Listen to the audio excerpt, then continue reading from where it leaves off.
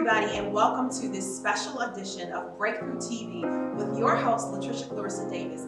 I am excited because this is another special edition of the Next Generation Now Woman. Woo! And if you haven't already watched the very first series, part of our series, you need to stop this, put a pause on it, and go all the way back and watch 1 and 2, because this is going to set you up for this incredible conversation. We could talk about the things that you look for in a relationship, something that's very important to you. And then we're gonna get a little juicy after this. So Kelly, let's start. Something I look for is for that person to see me, like not like what you think I'm supposed to be, but just actually be my personality. So I feel like I've gotten that before. I'm like, oh, so you thought this was something else? So I'm like, no. And just I have this like, I think we all kind of have, maybe stereotypes or like something you might think about a person when you see them. And I feel like sometimes for me, I'm like, I can't, whatever this is that you see is a good chance that I can't be whatever that image is. I've gotten like throughout my life, like people have, and this is just people in general, but like see a person and like they said things about me. I'm like, that don't like match with nothing about me. Like, I don't even know where you're getting this from. Like, it's not from my action. Like, you looked and then you said this must be you. So, but like just being able to see me and I think because you're not for everybody, for somebody though, for some people. But I think that's something I look for. Like you just being able to actually see. I love that. That's beautiful. With me being a single mother, I look for a man that can wish well with my children. And when you're dating, you can't really have men meet your children. So it's kind of like weird because like you have to date them to see if they're qualified to even date your children. And so I just look for, it's just certain things that we were talking about as far as our deal breakers that if you are doing those things, you're not ever meeting my children. So it's just like, I look for those qualities so that, I can feel like they can wish well with them and that my children are safe. And they don't feel like they're being replaced, but only he's an addition to our family and not someone that's gonna push them to the side. So I think that's okay for me. I guess what I look for in a relationship is just a genuine friendship.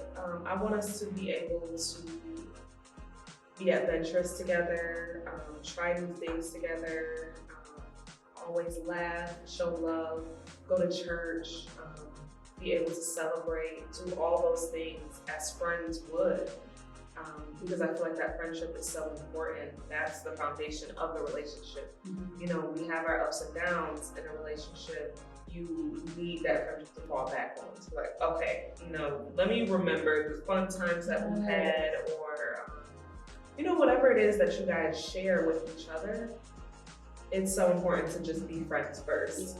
Friends always need a relationship. So I think I would look for, and what I love to look for is growth in a relationship. So looking at from our first date to celebrating, first year anniversary, looking at how I was so nervous with like, oh my gosh, what am I gonna wear? And now it's like, okay, let me just throw this on because you look at that growth. Seeing where your future would hold to what's gonna happen in the future. What are you guys expecting together? Building that future together, having those conversations of where you are going to go. So, and then just reminiscing about the times that you were going through and seeing how, okay, that little petty argument didn't even matter 2 years ago because we're growing to a certain point. So I would definitely say that would be mine. Wow, I love it. I want to piggyback off of what Taylor was saying as far as like building future, because I feel like that's important to me as well. Like seeing like how you guys' life will align together and your purposes together, because I feel like 90% of our life it has to do with purpose, because God put us here for a reason. So I feel like I think it's super dope when your mate in life can align with yours, and you guys, even if you're doing two different things, your purpose balance to each other. So like your careers might be different, but your purpose is kind of intertwined with each other, and it helps you guys like grow. I think that's dope. And even when you were saying about just family, like that's really important to me as well, because like I have a really big family, and we are really like energetic, and everybody's a comedian in my entire family. So just like I'm that type of person, like I want you to be able like to dive on in there. I don't want to have to keep saying you okay. Right. I need somebody that's like open with like and fun like me. I don't think you have to be a goofball, but just be able to just be able to talk and interact with everybody to make them feel like okay, he wants to be a part of the family. I love that. So what's interesting is that I know some of our viewers probably were thinking, oh, their list is gonna be like, oh, he's gotta be cute, he's gotta have money, he's gotta have good credit. No, we're talking about foundational stuff. So that's so beautiful that you have taken the time to really think about what you desire and not have that somebody else's wishes pushed upon you, especially in relationships. There's so much pressure. I counsel so many women, I coach so many women around relationship. And it's interesting because when we were younger, like as a young teenager growing up, I remember I'm a preacher kid, all day, my grandparents, pastors, all of that. And they always talk about intimacy and they were like, just don't do it. Back then it was like, you can't do it, don't you do it. You save it until you're married. Why? Like, tell me what that means. Yeah. But they didn't have the conversation around why it was important, the value of keeping your purity and why you didn't have to compromise in order to have a relationship. So let's talk about intimacy in relationships, and not necessarily, you don't have to you can go as low as you want to, you go as high as you want to. I'm all in no matter what. But I really want to talk about, do women still feel the pressure, right? The pressure to be in a relationship. Like I have girlfriends who are in their 40s, they have taken the career pathway, they wanted to focus on career, decided not to have children, didn't get married, and is loving life. They're happy with doing that. Then I have other women who got married early, had their children are adults, and now they're like, I want to travel and see the world. So people see life very differently. When intimacy is involved in a relationship to the level in which you want to be intimate, there are some people who have taken vows of celibacy, which is beautiful if that's what they choose for. But there are people who say that this is the relationship that I'm in. We are exclusive and I'm okay with that. So who is setting the terms up in terms of intimacy in relationships for your generation, for women? And tell them why do you feel that way? For me, I'm actually I am celibate right now, and I chose that for myself. I really do. I don't think it's a pressure from anybody, but I desire to be married again. I was married once before, and I always been the girl that desired to have a family. So and I can't say that nobody put that pressure on me. I really can't. It's just a desire for me. So once I made that decision. And I'm just like, I don't really want to just date to date because, I feel like there's a time where you should date to date because that's how you learn yourself. But then you get to another stage in dating where you're just like, okay, now I don't want to date to date. I already know who I am. Now I want to date for a purpose. And so that's really what I'm at now in that stage. And then I just feel like holding off until I get what I truly desire will help keep my emotions in mind here to make the proper decisions, and that it's not based off of lust. Because a lot of times I feel like sex can drive you to extend relationships longer than what you should, based off of the chemistry and the sex appeal. Lust can be very devious and make you think that there is love when it's just lust. And so that's why I made that decision for myself. But I feel like once you get to your 30s, hopefully you're talking to a guy that, even if he's not ready to settle down, hopefully he's mature enough to have that conversation with you and don't be a kiddish about it. So what I mean by that is if he doesn't believe in that, then you guys just break it off. There's no harm foul. But it's worse when you have to run into someone who either they're gonna lie about it and be like, yeah, just to, keep things going, and his heart really doesn't want to do it. Versus somebody who just say, yeah, that's not going to be something I can do, and be honest, but okay, cool, thank you, because now I'm going to move on with my life. So, like, hopefully, I just pray for any woman who made that decision.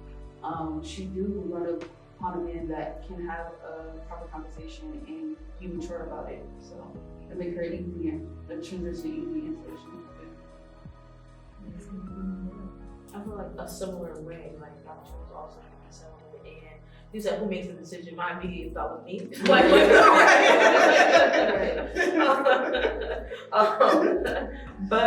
But it's a decision that I've made, and also like just made with God. I'm like, okay, I'm gonna just have my focus here because I haven't like been in a serious relationship. I'm like, I don't want to be talking and dating and also having sex. Just I feel like I've had a lot of situations where that's what they want, and that's like they're not necessarily interested in seeing me, knowing me. So I'm like, okay, let me also see the role that I'm playing in that one.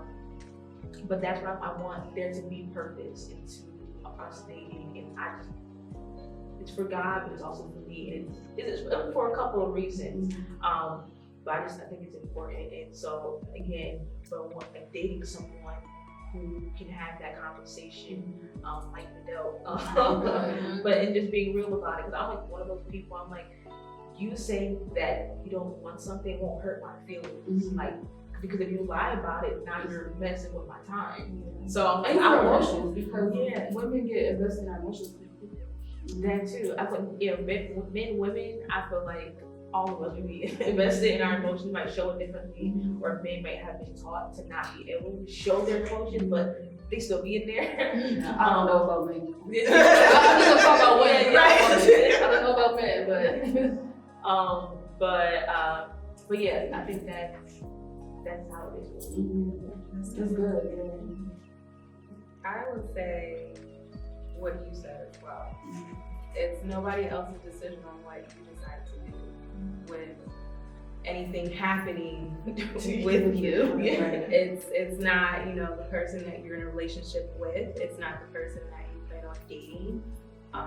It's really what you decide that you would want to do. And I would definitely say that having that conversation with God to actually fully understand, what am I doing right now? Like, is this something that should happen? Is it something that should wait? Is it something that maybe is like, no, don't do it because I'm showing you a sign right now that later on in the future. So definitely having those conversations with God and reflecting and, really having those moments to fully understand, like, what am I actually doing? I think honestly in our generation right now, it may seem like a lot of pressure because of things that you see and hear. Is like, it's kind of an expectation of, this is how you should be at this age. If you're not doing this, then I don't know what's wrong with you. And you shouldn't have anybody feel like I'm pressuring you into doing something.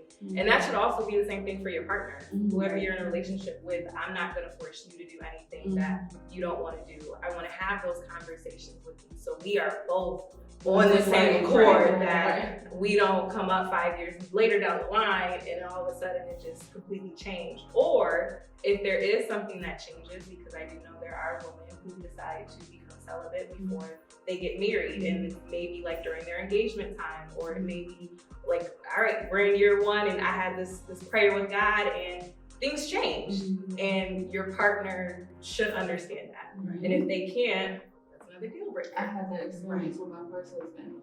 We were intimate, and then I had this revelation with God, and I went to him and was like, listen, I have to talk to you. I don't want to be intimate anymore, and I totally get it if you don't understand that, because it's just something that I'm growing towards with God, and I feel like if I keep doing it, I'm going to, he's not gonna be happy with me. And at first, he was just like, yeah, I can't do that. And I'm like, okay, sweet. So now we know we're just friends, blah. Maybe about an hour later, mind you, we live together. So about an hour later, he's like, and this is, mind you, we're college students. So he's like, you want me to make you some noodles? I'm like, change your mind.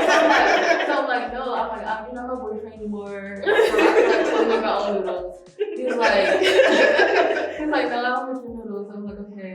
So then he's like, come out the kitchen. He's like, listen, like, I really can't see my life without you. So I guess we celebrate, and I guess like we can just start planning for like when we think we're gonna get married and set a date. And that's actually how that happened. It went from us being intimate to us being celibate together, and we were celibate for like a year before we got married. So that does happen. Yeah. Well, like you said, it only took 1 hour for him to come around. I would say intimacy in all levels, like we talked about loyalty, communication, all those things. So it's better to just be honest and do what you feel is comfortable. Society does pressure people to be intimate, or even for women to get married by a certain age, to have children by a certain age, but they don't pressure that on the men who can have children at whatever age they want. So it's always a pressure of women to hit certain milestones in life. I'm not sure why that is, but the pressure is still, even on our generation and probably the next generation, to fulfill what they think is best for us. And we are getting to that point of our generation where we know, we want to take a little more time to figure things out, to figure ourselves out, life, how we want life to look today, tomorrow, next year. We're creating vision boards of what we want life to be. And we do not feel forced to do anything now. That's why I love the generation. We're not allowing any pressures to come on us and create that uncomfortability in relationships, in the workplace, and things where we know something is not right. So just, Yeah, I feel like too, like, I don't know, like, when you were saying about like we taking our time a lot and not being pressured by, society thinks and everything. But I feel like for me, like, I'm not being pressured. I don't feel like I'm being pressured or whatever, but I feel like you were saying, I see the same thing, like they have this idea of what you're supposed to do, like you're supposed to have yourself together before you do this and that. But for me, I'm messy. I don't feel like I have to, I'm gonna be honest, I don't feel like I have to have it all together. And I don't feel like I have to have all my ducks in a row to get married. I feel like some things you should experience with your mate. I feel like some things it's okay to grow with your mate. I feel like some things, when you're with your mate, because that's what happened with my marriage. Didn't work because we didn't have it all together. My marriage didn't work because we didn't have the proper communication skills because we started dating at 19 and got married at 24. We didn't have the proper communication skills on how to speak to each other properly. That's why my marriage didn't work. It had nothing to do about not being put together. Like I said, we're just eating noodles. We're not together. So a lot of times, and our grandparents who was married for 60 years, 70 years, they did not have together. A lot of them got married super young and grew together into it. So I feel like do what you think is best for you. You do not have to have it all together to get married. Or if you feel like you do, then do that. But stop listening to what people say. Do what you think is best for you. Because honey, whoever's gonna get me, I'm not gonna be completely all together. Like, I'm gonna be honest. There's no way, to me, I don't think nobody is all together. Even when they think they're all together, they're not all together. That's just my personal opinion. I feel like we get to a point where where we're not confused about what we want to do and things like that, but being completely all together, no. I feel like if we were all completely all together, there's no reason to have faith in God. There's no reason to go to God if you have it all together. You will exit Him completely out. So you have to be able to still be vulnerable for God to still use you. And so if you're always polished, how can He use you? How can He transform you if you got it all together? Yeah. So. Well, what's interesting about even that, having it all together, there is a requirement society puts out. There's a requirement that your family will put on you and say, this is what we expect of you. But having it all together is really having an understanding of who you are. Like, that's what is so important in success in relationships. And I'm so glad to hear you all say that guess what, I get to define and do it on my terms. Because if you don't have that kind of power over yourself, you're gonna find yourself in cycles and on a roller coaster, going nowhere, right? And so I love to hear that power, and hopefully you have encouraged some of your sisters too will say, wow, I didn't even know I could take that power back. The power in being able to be in a relationship and say, you know what, things have changed. I want to give my heart to God and I want to be celibate and I want us to walk this journey out together. And if that means me losing you and choosing God, then I'm going to okay with that, right? So setting up those standards for what works for you is really, really beautiful. And I think that's the key here. I was going to share, it's so interesting. I was thinking about even my single journey. I was single again. So I was thinking, after being married, I found myself single again and wanted to know what that looked like. So dating as an adult was very different than, I'm like, what is happening out in this world? Like, who changed all the rules? Like everything changed. It was, now there's this 90-day rule. I'm like, okay, well, what does 90-day rule mean? Like, how does that work? And, I was trying to check off all the boxes and trying to figure out what all that meant. I'm like, hold on, pause. Maybe I just need to date me. And I need to figure out what I really, really like and love about myself so that I can invite that type of person into my life. And so when I was able to meet my soulmate, my key, my name, yes. I was on my way to destiny. I was doing my own thing and I was doing it God's way. And I had taken saying, you know what? I can date because I wanted to date to figure it out. I went through a process of healing first. Because that's key. When you go through something tragic, you have to heal. So you go to the root of that pain and you heal. And then you say, okay, now I'm ready. I've discovered who I am through this healing process. And now this is the expectations that I now have. And then meeting someone along the way to say, you know what, this is where I'm at. And if you want to meet me on this road, then you have to respect my decision to honor God in my life and everything that I do. Now, here's what's funny about my personal journey is that when I was dating and I would lead with that conversation, they'd be like, for real?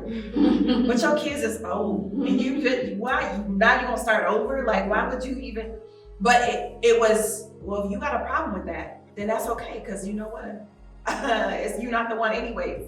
So you can just keep it moving, right? And keep it going. So having that conversation with yourself first, but then being able to communicate that. So let's shift it up a little bit. Because I love, unless there's something else y'all want to add to that, because our conversation is so good. We can spend like hours talking about it. And so if y'all want us to keep having that conversation, definitely put that in the comments and say, oh, can y'all talk about this next? Because I told you, we talk about everything from the bedroom to the boardroom because there is a journey and breakthrough is continual. So all of our segments have been coming up. We've been talking about God. And so God is so important to who we are as women and to who we are as a people. We must have a foundation in faith. And so tell us about your personal journey. What does it mean to be a woman of faith in this now time? And why is it so important to you? No, one of y'all gonna start first. Okay, tell us go start. I'll go. So I will definitely say that your journey is work. You're gonna work. It's not just you pray to God and it's like boom, that's it. It's not like you just go to church, boom, that's it. It's not like you get on a ministry, boom, that's it. There is work that you would have to do to it.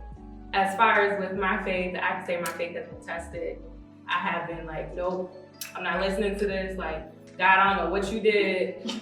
I'm not with this right now. And in life, stuff like that happens. You get tested, you get tried, you get to the point where it's like, nah, this is really not it. I had a horrible year in 2015.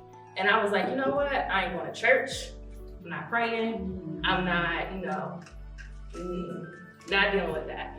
And so, that's all right. Yeah.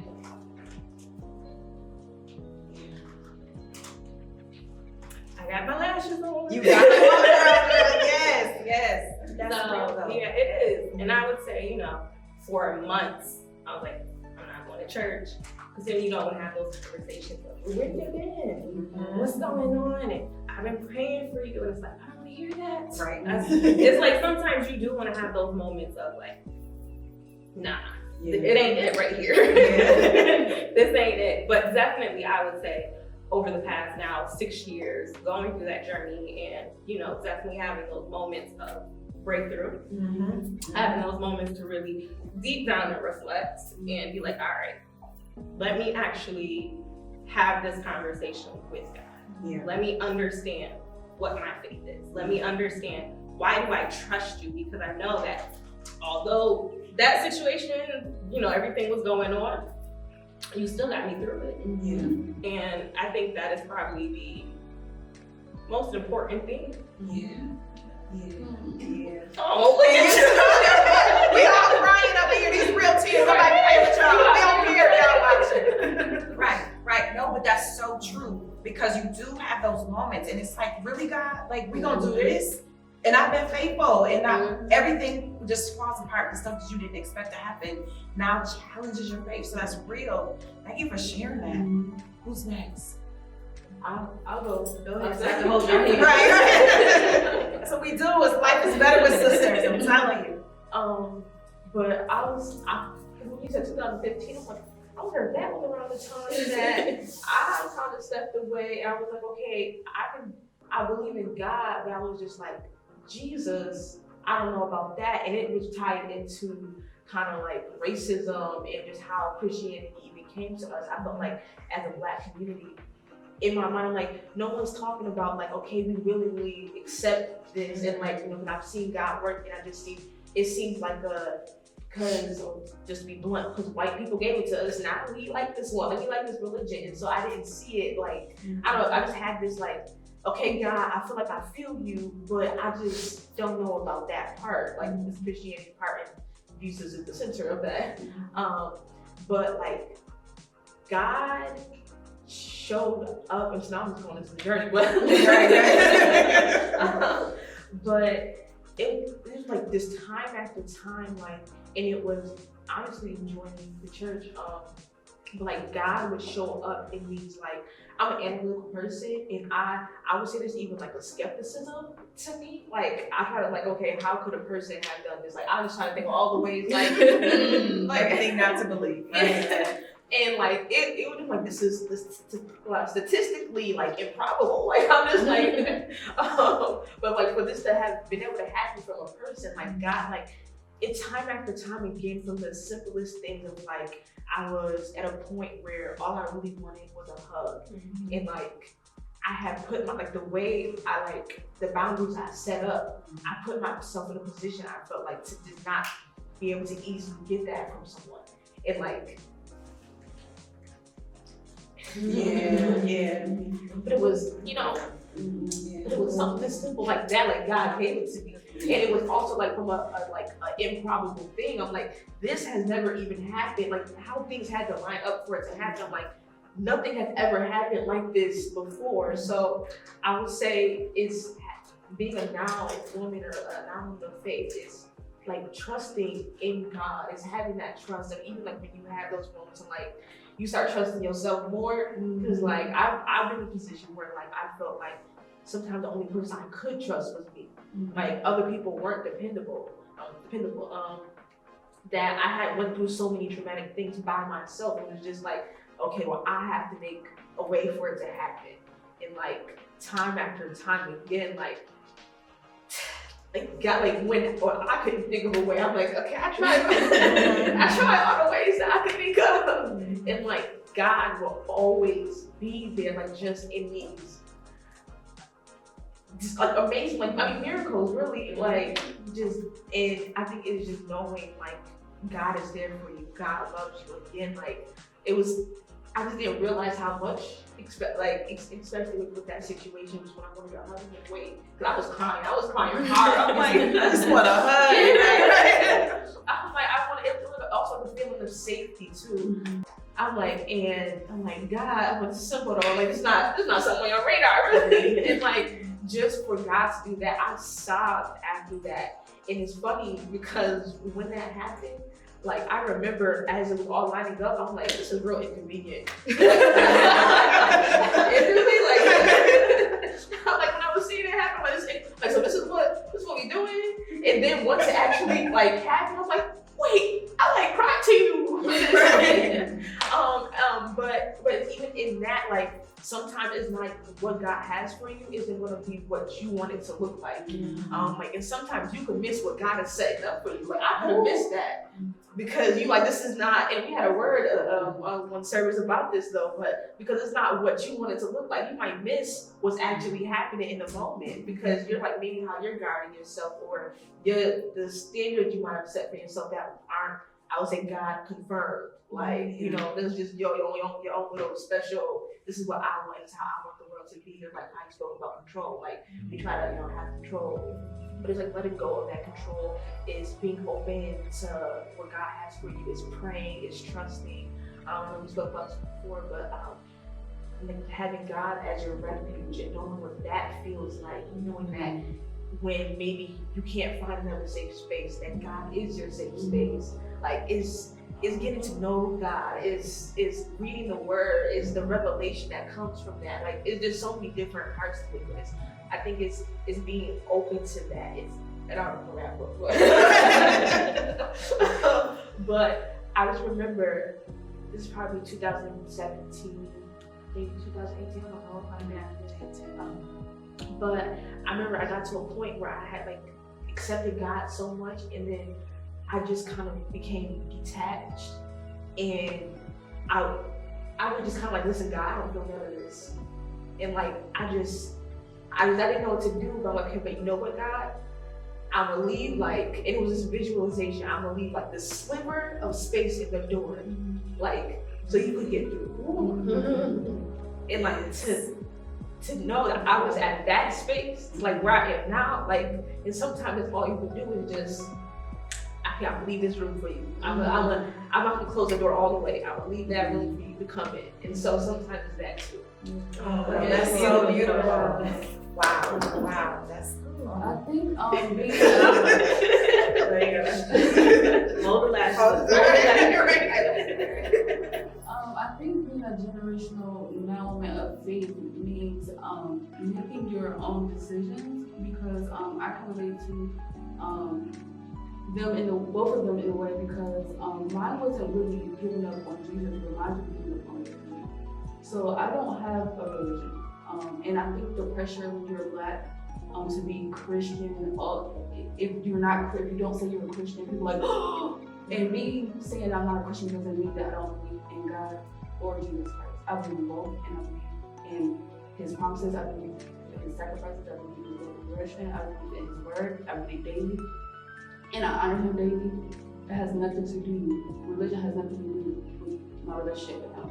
And so, also when I made a decision not to celebrate Christmas, not to celebrate Easter, everybody's like, oh, and they think like, oh, now you're saying that you don't believe in God. Absolutely not. I don't want to be in this box of Christians or Witness, anything, Muslim. I don't have nothing against any of those religions, but I don't feel like I have to pick a religion to have a relationship with Jesus Christ or with the Spirit of God. And so I feel like when you get to a certain point in life and you're not afraid to speak your truth, like you guys spoke your truth when you're just like, I'm just not feeling God right now. Like, I think that's really powerful, because I feel like we all have certain things that we battle, and my thing would be that, and so I always like to explain to people when they have that thought, like they're feeling devastated that I don't say I'm a Christian anymore. I like to have that conversation so they'll know what I mean when I say I'm not a Christian anymore. And just because I grew up one way doesn't mean I have to agree with that in my adult life, because I feel like when you have a relationship with God, you're supposed to have it for your own. I don't feel like you're supposed to just follow something just because somebody told you to follow it. You have to have an understanding of why you're doing it for yourself. Because why are you doing it if you don't have that understanding? And so I just feel like being a generational now woman of faith is really making your own decision and having your own individual relationship with God, so that when you do have those moments when you're upset, He understands. Nobody else has to understand that you're not feeling God right now, because He made you. So He knows that you are in that vulnerable space, and He won't hold that against you. And I'm just so proud of you guys that you guys were even brave enough to say that, because so many people put us in this box that if we say something real and raw, like I said, I'm messy and I own my mess, and I'm not afraid to say that. I'm gonna be 33 this year, and I feel like it's beauty in not being polished. And I feel like when you're able to be at your breaking point, that's when you get a breakthrough. You cannot get a breakthrough if you're not at a breaking point. And so I feel like that's beautiful that you guys shared that, and I'm really proud of you both. Go ahead and tell us about the I mean, breakthrough. I wanted to add on to what you were saying too, though, about not only does he know you when you're at that point, but he knew you were going to be there. So, like, we talk about it all, like, God's not surprised that you're there either. So that means that there's a point where you can break through. Like, this is not your stopping point, it's a breaking point to get your breakthrough. I would say with the next generation that I want to level it was like relearning God. In the relationship that you want with Him, you can truly define. It goes outside of how we grew up in church, what we liked and disliked as a child, you know, who our parents and our grandparents told us God is. Because at the end of the day, it's us and God, you know, in those tough moments, behind those closed doors, in the car ride, you know, at any moment you can speak with God, and that's when you are where you should be at your most vulnerable. So it is outside of religion, it's outside of what people are telling you to define it as. It's that genuine cry out to God during good and bad times, that prayer, that reading, and what you want it to be. You could just be like, God, look, I'm tired, and that's it. You know, just release that up to God, because He is supposed to take all of our burdens. And we always feel like He won't give us more than we can bear, but there are also moments where we do feel like He did. And I would say during my faith, I think that relearning started in college. So you guys are saying 2015, 2017. I'm like reflecting on these moments. Those were some tough years going into college, because now it's us removing ourselves out of our households, under our parents' roof, and being alone. And that means being alone with God, allowing God to see our faults. And it's taking that covering off. It's weird, because it's like now we feel vulnerable, like, okay, we're really being seen for who we are while we're by ourselves. We cannot say, oh, Mom, can you help us with this? Oh, Dad, can you help us with this? It's like, God, we know you see us, you know, please forgive us. And I would say I've gone through a lot during my journey of relearning. It's like life felt like it was getting tougher. I would say losing a lot of family members that I looked up to, a lot of relationships that I felt were genuine, whether it was friendships, you know, coworkers and people like that. I've had moments where I truly felt alone, and I had to turn to God. Or I felt like I tried to run from God in certain moments where I'm like, oh, I know God is gonna be disappointed. Let me just kind of avoid, you know, being a certain atmosphere. And God would put me in moments where all I had was Him. So He would remove, you know, whether it was a job, finances, vehicle, whatever it was, He had the power to remove it. And that's when you learn, okay, God, it's really all in your hands. So being put in those places where it's like, literally, nothing physically around you, just like you and God, okay, I have to give it all to you. And when you do that, you're like, okay, I'm thinking everything's gonna turn back around, and it doesn't. Because I didn't learn what I was supposed to in certain moments, so it took me longer because I was stubborn. I felt like I could control education aspects, certain relationships. I felt like I could control things with family, those relationships, and work, or whatever it was that was going on throughout those years. I felt like I could control in the best way. Not better than God, but I felt like I have a good handle on life right now. Like I can do, you know, certain things and bigger things. I'll say, God, like God gave me the house, but I could handle an apartment kind of thing. And I was just like, nope, it's all me, taking more away. So I had to really just sit down in moments where I just felt angry. I'm like, God, are you even listening to me? Like, the things I'm asking for, you're removing more and more. And I would just say, you know what, God, it's yours, but I'm done. And I got to a point of that in my level of faith, and then I had to relearn. I had to join a new church to see that be surrounded by more positive people. And it was showing me that I wasn't in the right environments all the time. And God had to remove me from some things to show me my value, to show me to love myself, to love the people who are supportive in my life, and just continue to have that level of faith. So to me, faith is peace. Faith is comfort. Faith is knowing that no matter what goes on, God has me. So if things start to shift and shake, I know that there's better. And you have to go through a journey to realize that. That's not something that I automatically learned through having family and friends around. I had to go through some hard times to realize, okay, God always has my best interest. And when I was able to release that control, immediately God started blessing my life with an amazing job, being able to come out of school with my master's with no debt in my master's degrees. Something that I feared that I would go through.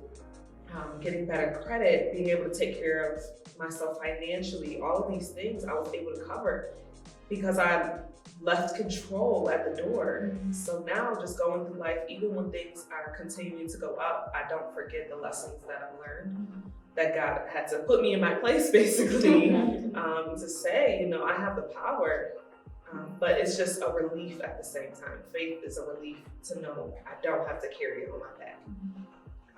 And no one else does. You know, everything is given up to God. And it's also given me freedom to now teach this to youth and to adults.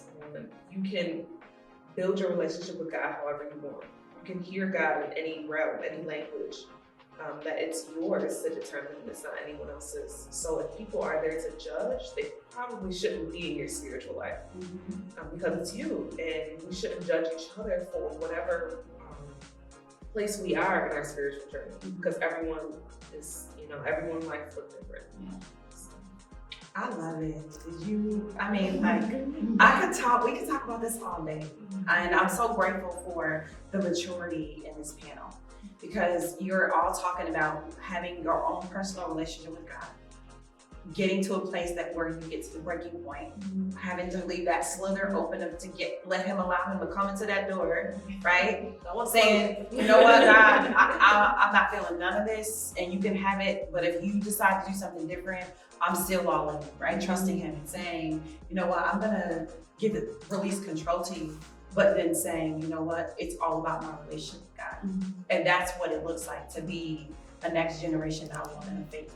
And so I pray that all of you are taking out some good stuff from this. Go back and listen to it over and over again, because I believe that they're gonna help you get free.